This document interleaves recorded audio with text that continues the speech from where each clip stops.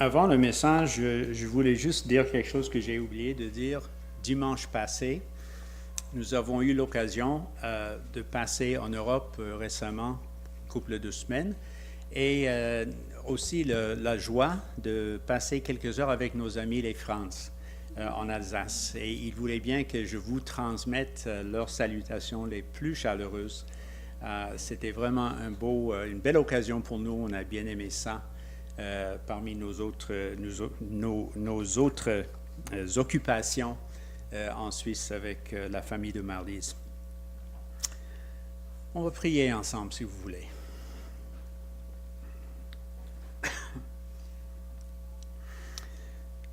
Seigneur, nous voulons ouvrir ta parole ce matin et nous voulons reconnaître ça comme étant ta parole et pas la mienne. Donc, aide-moi, aide-nous à comprendre ce que tu veux nous dire, que tout ce que je dis et tout ce que nous croyons, nous pensons, nous voyons ensemble, nous touche et comme Alain a dit, nous transforme, nous change. Et nous te donnons cette prière au nom de ton Fils, notre Sauveur. Amen.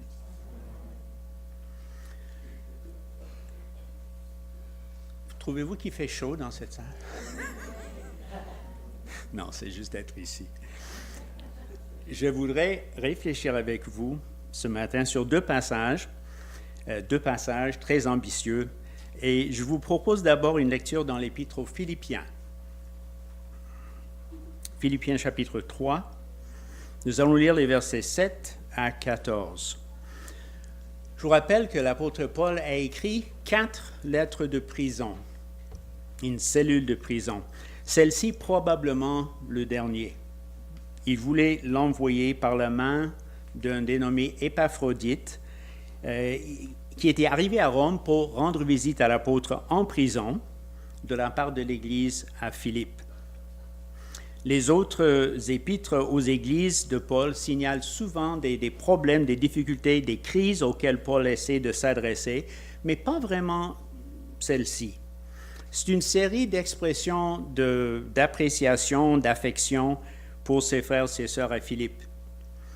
Mais cependant, arrivé au 3e chapitre, Paul commence à écrire de façon autobiographique. Il se décrit, il partage son propre témoignage en quelque sorte. Et dans les versets qui précèdent le passage que nous allons lire, Paul a dressé la liste de ses points forts, de ses vertus, si vous voulez, ses mérites, en tant que juif, en tant qu'homme religieux et en tant que pharisien, donc dirigeant parmi les juifs. Et puis, on arrive au verset 7. Écoutez ce que nous disent les Écritures. « Mais ces choses qui étaient pour moi des gains, je les ai regardées comme une perte à cause de Christ. Et même je regarde toutes choses comme une perte, à cause de l'excellence de la connaissance de Jésus-Christ, mon Seigneur, pour lequel j'ai renoncé à tout, et je les regarde comme de la boue, afin de gagner Christ. Et d'être trouvé en lui, non avec ma justice, celle qui vient de la loi, mais avec celle qui s'obtient par la foi en Christ, la justice qui vient de Dieu par la foi, afin de connaître Christ et la puissance de sa résurrection et la communion de ses souffrances, en devenant conforme à lui dans sa mort, pour parvenir, si je puis, à la résurrection d'entre les morts. Ce n'est pas que j'ai déjà remporté le prix, ou que j'ai déjà atteint la perfection, mais je cours pour tâcher de le saisir, puisque moi aussi j'ai été saisi par Jésus-Christ. Frère, je ne pense pas l'avoir saisi, mais je fais une chose, oubliant ce qui est en arrière et me portant vers ce qui est en avant, je cours vers le but, pour remporter le prix de la vocation céleste de Dieu en Jésus-Christ. » Nous écoutons Paul dans ces versets qui met toutes ces vertus de côté. Il les appelle des déchets, de la boue, dit-il, pour la connaissance de Christ. Et les Écritures, vous savez, nous invitent à connaître Jésus, souvent. En fait, il n'y a rien de plus important pour la vie éternelle Jésus lui-même l'avait dit. Écoutez-le en prière à son Père. Or, dit-il, la vie éternelle, c'est qu'ils te connaissent, toi, le seul vrai Dieu, et celui que tu as envoyé, Jésus-Christ. Quand il parle en Jean 10 de ses frères et sœurs dans la foi, il dit « Je connais mes brebis, et elles me connaissent. Je leur donne la vie éternelle, elles ne périront jamais, et personne ne les ravira de ma main. » Il y avait beaucoup dans le temps de Jésus qui n'avaient, et encore aujourd'hui, qui n'ont pas cette connaissance. Quand Jean, l'apôtre Paul de Christ en image, Jean chapitre 1, il appelle la parole de Dieu, et il dit de cette parole, « Elle était dans le monde, et le monde a été fait par elle, et le monde ne l'a point connue. » Aux pharisiens, Jésus dit, sans équivoque, « Vous ne connaissez ni moi, ni mon Père. Si vous me connaissiez, vous connaîtriez aussi mon Père. » Et même à Philippe, son disciple, un des siens, il déclare, « Il y a si longtemps que je suis avec vous, et tu ne m'as pas connu. » Et Pierre, quand le grand disciple Pierre, quand vient le moment de laisser luire sa lumière, qu'est-ce qu'il dit de Jésus? Mais il s'exclame assez sommairement, « Je ne connais pas cet homme. » Il y a donc ceux qui ne le connaissent pas, qui refusent carrément de le connaître. Il y a ceux qui, tout en les connaissant, déclarent en parole ou par leur comportement ne pas le connaître. Et il y a ceux comme l'apôtre dans notre chapitre 3 ici qui disent « Je le connais », mais qui disent tout de suite après « Je veux le connaître. Je m'empresse pour le connaître. » Alors, si connaître Jésus est d'une si grande importance, si un sort éternel en dépend, qui ne voudrait pas le connaître? Il y aura quand même, Jésus encore lui-même le dit, au dernier jour, ceux qui viennent à Jésus, qui arrivent et qui disent « Maître, Maître, Maître », et Jésus dit quoi? « Je ne vous ai jamais connu, jamais connu. » Bon, nous allons revenir à ce chapitre, mais venez d'abord avec moi dans l'Évangile de Marc, chapitre 4, et nous allons lire les versets 35 à 41. C'est un récit qui se trouve dans les 3 premiers évangiles. Je vais le lire cette fois-ci dans le second de 21, à partir du verset 35. Ce jour-là, le soir venu, Jésus leur dit « Passons sur l'autre rive. » Après avoir envoyé la foule, ils l'emmenèrent dans la barque où il se trouvait. Il y avait aussi d'autres barques avec lui. Un vent violent s'éleva et les vagues se jetaient sur la barque, au point qu'elle se remplissait déjà. Et lui, il dormait à l'arrière sur le coussin. Ils le réveillèrent et lui dirent « Maître, cela ne te fait rien que nous soyons en train de mourir. » Il se réveilla, menaça le vent et dit à la mer « Silence, tais-toi !» Le vent tomba et il y eut un grand calme. Puis il leur dit « Pourquoi êtes-vous si craintifs? Comment se fait-il que vous n'ayez pas de foi? » Ils furent saisis d'une grande frayeur. Et ils se disaient les uns aux autres, « Qui est donc cet homme? Même le vent et la mer lui obéissent. » Voici un passage qui s'adresse à notre peur. Le monde de nos jours nous offre des raisons. Oui, OK. Premier. Le monde nous offre des raisons en masse d'avoir peur. Moi, je gagerais que c'est peut-être l'émotion la plus répandue sur la planète. Peur de la violence, peur du terrorisme, peur de la maladie, peur de l'échec. Faites la liste. Qui n'a pas peur de quelque chose? Combien de fois aux Écritures les anges ont-ils dit, c'est tellement gentil, ont-ils dit et redit, N'ayez pas peur, n'ayez pas peur. Vous entendez tout le temps les anges ou l'ange en train de dire ça, n'est-ce pas? N'ayez pas peur quand il parle à quelqu'un. Mais nous persistons néanmoins à avoir peur. Alors, dans ce passage, le passage en Marc maintenant, comme d'habitude, Jésus est assailli par des foules lorsqu'il enseigne. Et à cette occasion, il doit emprunter un bateau de pêche.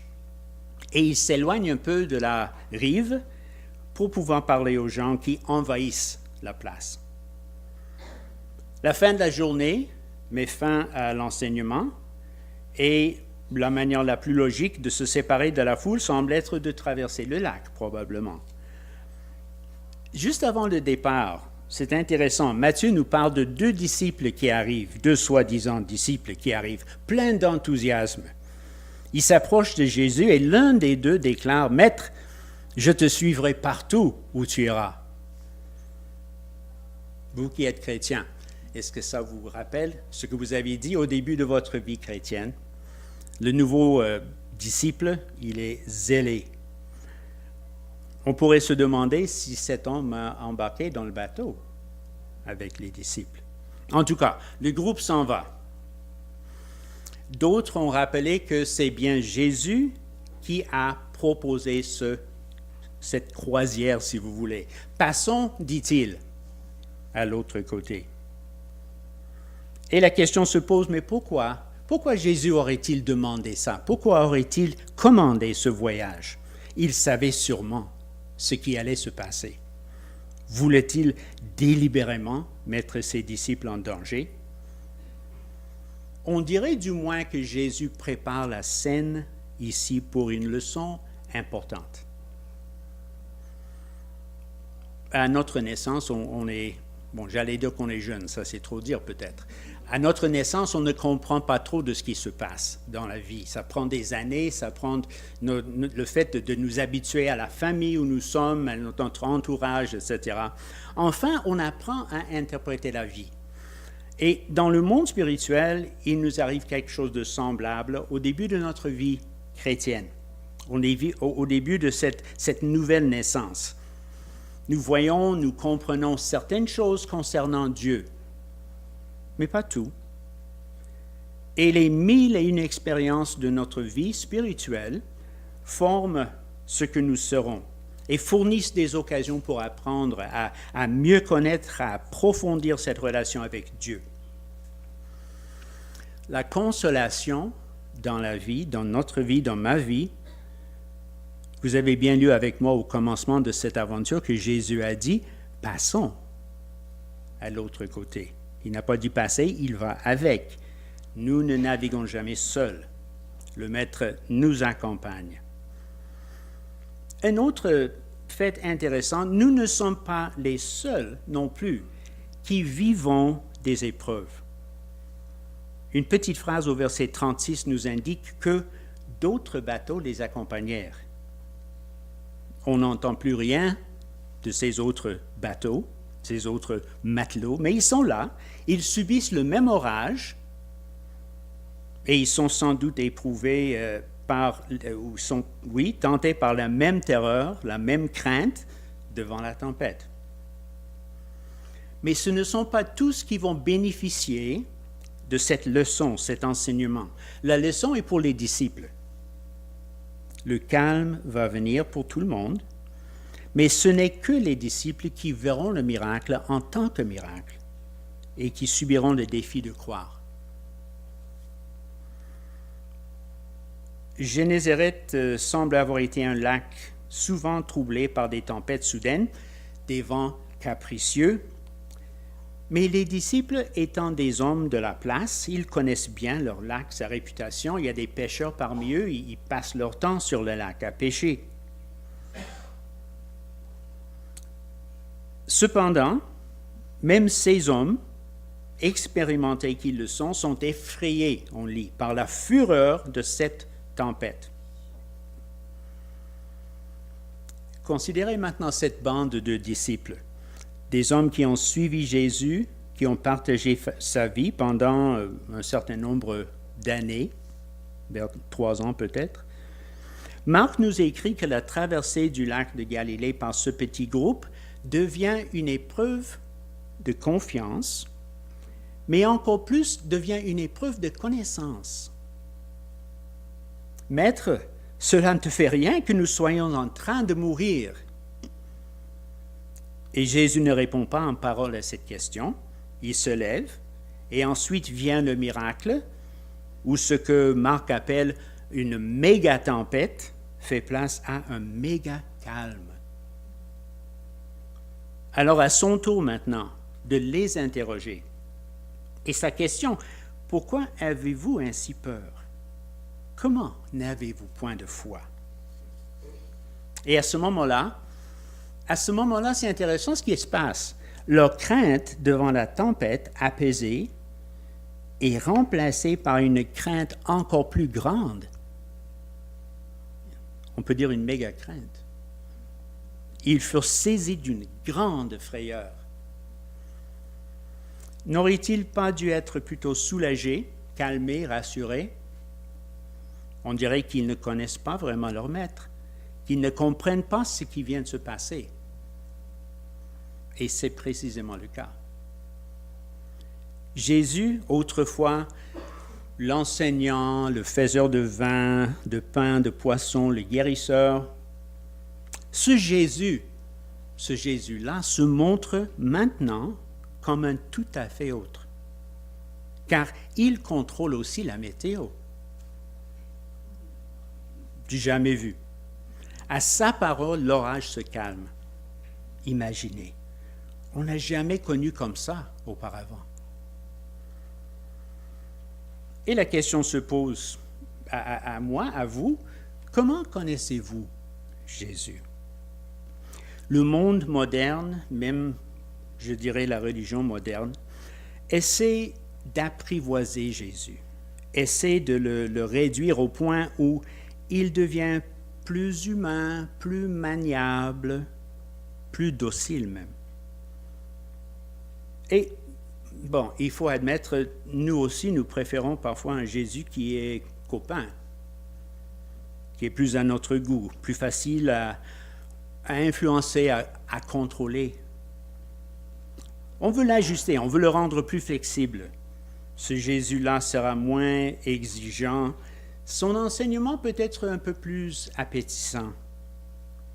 Et voici qu'on a une religion acceptable, une religion plus douce, une religion sans crainte.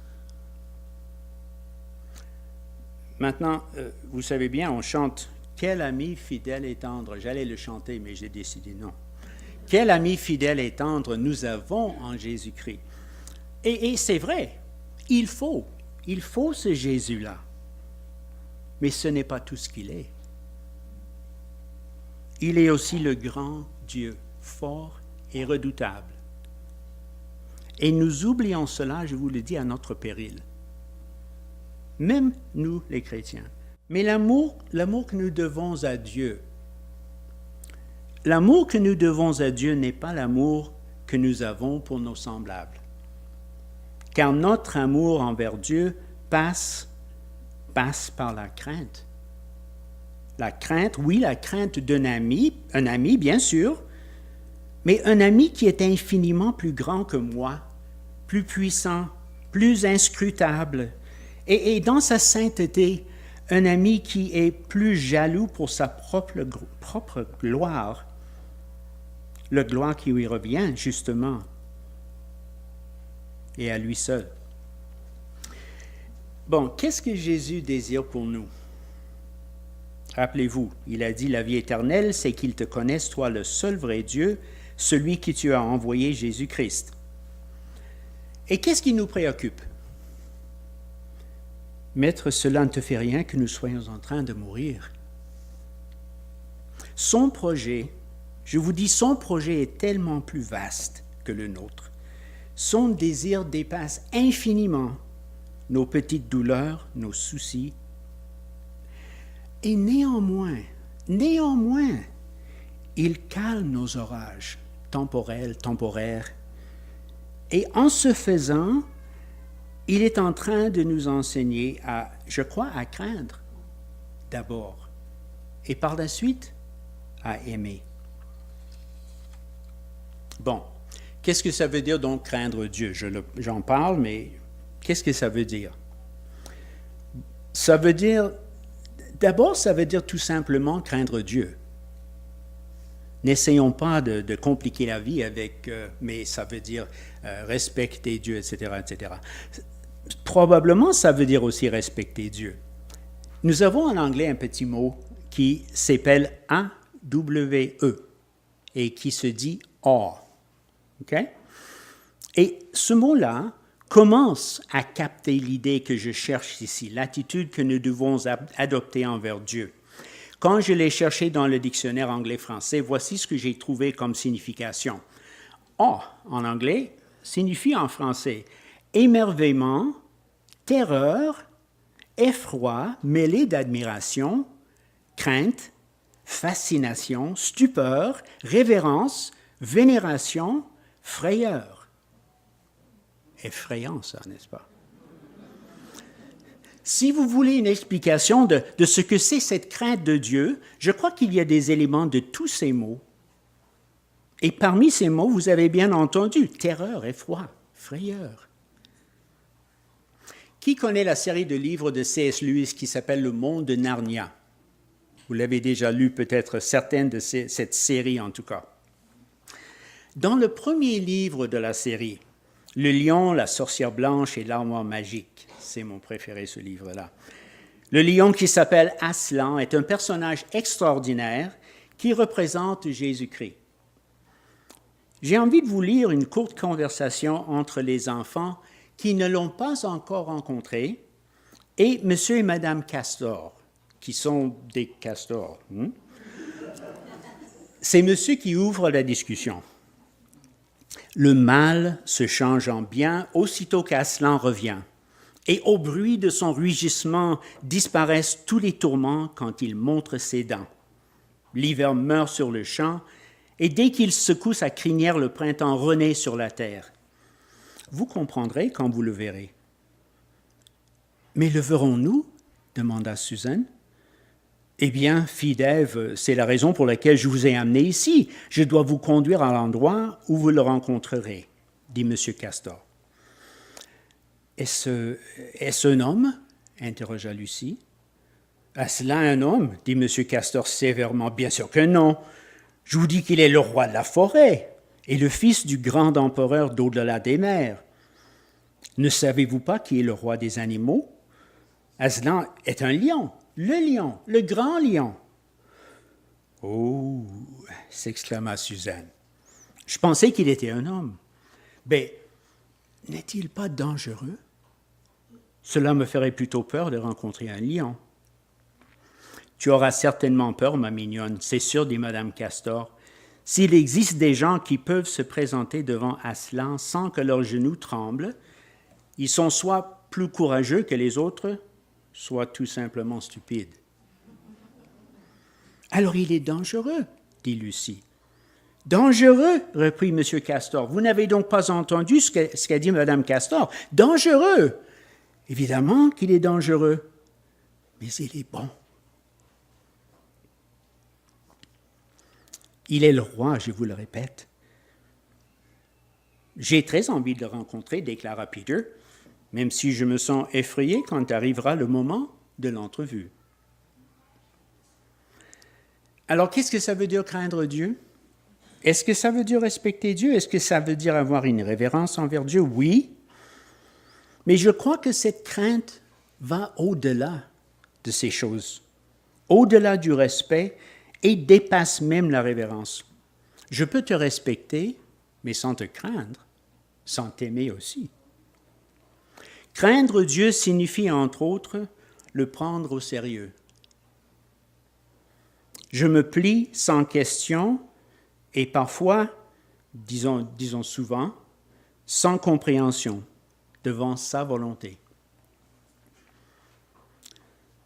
C'est cela, être disciple de Jésus-Christ. Et je me plie devant sa parole. Je la prends, elle aussi, au sérieux. Quand Dieu parle, il se passe des choses. En fait, il arrive exactement ce que Dieu entend. Comme la pluie et la neige descendent des cieux et n'y retournent pas sans avoir arrosé, fécondé la terre et fait germer les plantes, sans avoir donné de la semence au semeur, du pain à celui qui mange, ainsi en est-il de ma parole qui sort de ma bouche, dit-il. Elle ne retourne point à moi sans effet, sans avoir exécuté ma volonté et accompli mes desseins. Maintenant, quelle est la réaction qu'il veut de moi? Quelle est la réaction qu'il veut de nous? Ésaïe l'explique ainsi. « Voici sur qui je porterai mes regards, sur le malheureux qui a l'esprit abattu, qui tremble à ma parole. » Qui tremble à ma parole. Quelle est la différence entre un chrétien et un non-chrétien? Entre autres, je veux vous suggérer que la différence tourne autour de la crainte devant la majesté, la toute-puissance, surtout, je crois, l'incompréhensibilité de Dieu. Quand David parle du méchant, de l'impie, il déclare la crainte de Dieu n'est pas devant ses yeux. Quand Salomon termine Ecclésiaste, il invite son lecteur à écouter la conclusion de tout ce discours. Crains Dieu et respecte ses commandements, car c'est ce que doit faire tout homme. Moïse, quand il parle de la même façon au peuple de Dieu, qui prépare son entrée en terre promise, il dit ceci. « Maintenant, Israël, dit-il, que demande de toi l'Éternel, ton Dieu? N'est-ce pas que tu craignes l'Éternel, afin de marcher dans toutes ses voies, que tu aimes et serves l'Éternel, ton Dieu, de tout ton cœur et de toute ton âme? » Intéressant, n'est-ce pas, que craindre et aimer, c'est dans la même liste des commandements. Le psalmiste, on a déjà lu ce matin, nous informe « Autant le ciel est élevé au-dessus de la terre, autant sa bonté est grande pour ceux qui le craignent. » Alors prenez garde à ce que vous craignez. Craignez tout ce que vous voulez. Ou bien craignez Dieu, et comme on dit, vous n'aurez besoin de craindre ni personne, ni rien d'autre. Donc la crainte de Dieu, c'est d'abord une vraie crainte, je crois, qu'il ne faut pas trop diluer. De deux, c'est une attitude de sérieux devant Dieu. C'est de prendre Dieu et ce qu'il dit au sérieux et d'agir en conséquence. Troisièmement, c'est une crainte de perdre ce Dieu. Qu'est-ce que je veux dire? Un des dons merveilleux qui nous a été transmis par la réforme de Martin Luther, Jean Calvin et d'autres, c'est une assurance de salut en Christ. On est reconnaissant de cela. Mais combien il est facile d'abuser de ce don. L'assurance quand même n'est pas un rocher. Dieu est un rocher. Mais l'assurance n'est pas un rocher. L'assurance est une plante. L'assurance est une fleur tendre et fragile qui pousse bien quand elle est arrosée. Et elle est arrosée par l'obéissance. Obéissez à Dieu, la fleur prospère, la fleur s'épanouit. Désobéissez à Dieu, la fleur flétrit et se fane. Écoutez l'assurance de David dans le psaume 34.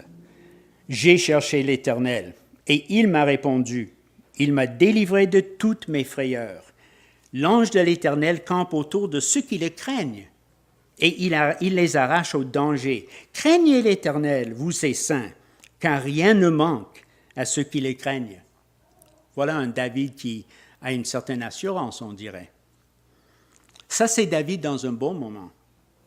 Écoutez-le maintenant dans un moment moins bon, le psaume 51, où il confesse son péché d'adultère, son péché de meurtre.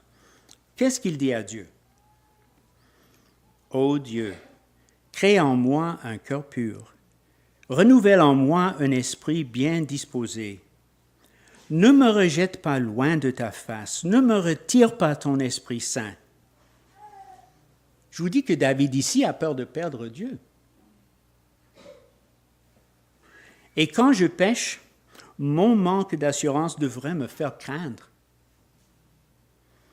Si tu vis dans le péché sans crainte, ben, tu remets en cause la réalité de ton salut.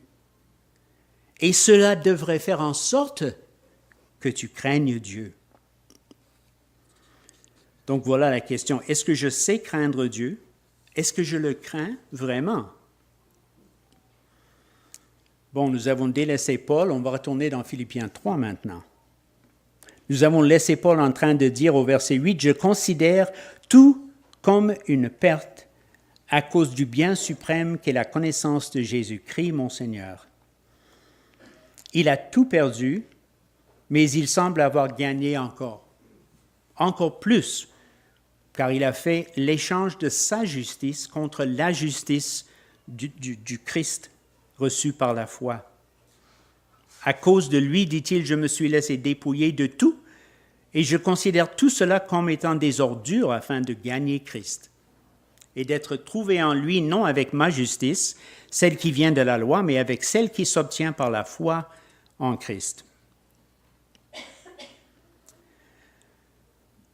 Maître, cela ne te fait rien que nous soyons en train de mourir? Est-ce que Jésus se soucie de ce que vous vous noyez? Pas trop. Il se soucie de ce que vous le connaissiez. Parce qu'après tout, c'est quoi la mort pour quelqu'un qui connaît Christ? Connaissez Christ réellement. Mettez tous vos œufs dans ce panier-là. Vous connaîtrez aussi la puissance de sa résurrection. La mort, dit Paul, mais un gain. Comment alors pouvez-vous connaître ce Christ? C'est simple et c'est dangereux. Embarquez dans le bateau. Embarquez dans le bateau. Mais attendez-vous à ce qu'il y ait des tempêtes, car rien n'est plus sûr. Ne les craignez pas, craignez plutôt celui qui a ce pouvoir, ce méga pouvoir pour les calmer. Ou, comme il arrive parfois, de calmer la tempête qui est au-dedans de vous. Si vous voulez connaître Christ, c'est possible. Même ce matin, c'est possible. Venez me voir. Nous qui connaissons Christ, Paul nous sert d'exemple à imiter, je crois, n'est-ce pas? Oubliant, dit-il, ce qui est en arrière, ce qui est derrière moi, me portant vers ce qui est devant, je cours vers le but pour remporter le prix. Quelle est la promesse? La promesse qui nous est donnée. Aujourd'hui, nous voyons au moyen d'un miroir, de manière peu claire, mais alors nous verrons face à face. Aujourd'hui, je connais partiellement, mais alors je connaîtrai complètement, tout comme j'ai été connu. Ainsi, mes bien-aimés, je vous donne ça au nom de Paul et de moi-même. Ainsi, mes bien-aimés, quand vous avez toujours obéi, travaillez à votre salut. Comment? Avec crainte et tremblement, car c'est Dieu qui produit en vous le vouloir et le faire, selon son bon plaisir. Amen.